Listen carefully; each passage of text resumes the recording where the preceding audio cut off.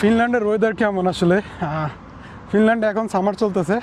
Summer আমার কাছে মনে হচ্ছে যে খুবই হট কম্পারেটিভলি নরওয়ে। আমি যেখানে ছিলাম নরওয়ে থেকে, এখান নরওয়ের যে টেম্পারেচার সেটা হচ্ছে আমি সর্বোচ্চ দেখছি 20 to 25, বাট এখানে আমি শুনতেছি যে এখানে 35-37 পর্যন্ত যায় সামার টেম্পারেচার।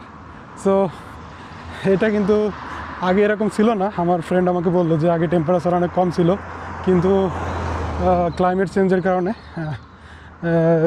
এই কারণে আসলে আপনার টেম্পারেচার দিন দিন বেড়ে যাচ্ছে এবং সামারে সানি দিনগুলো অনেক বাড়তেছে। সো এটা সানি দিনগুলো অনেক বাড়তেছে, সেটা খুব ভালো যে তারা সান এনজয় করতে পারতেছে। কিন্তু টেম্পারেচার খুব বেশি বাড়লে কিন্তু ফিনল্যান্ড কিন্তু বাংলাদেশের মতো অবস্থা হয়ে যাবে।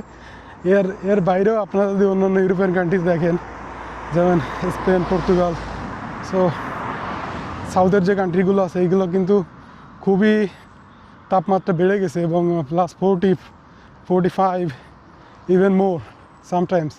সো ফিনল্যান্ড সেক্ষেত্রে একটু কম আছে, সেক্ষেত্রে ভালো আছে ফিনল্যান্ডে। তবে টেম্পারেচার বাড়তেছে এবং ফিনল্যান্ডের ওয়েদার কম্পারেটিভলি অনেক বেশি সানি হচ্ছে আস্তে আস্তে এবং অনেক বেশি হট হচ্ছে। So thank you for watching my video. Bye by.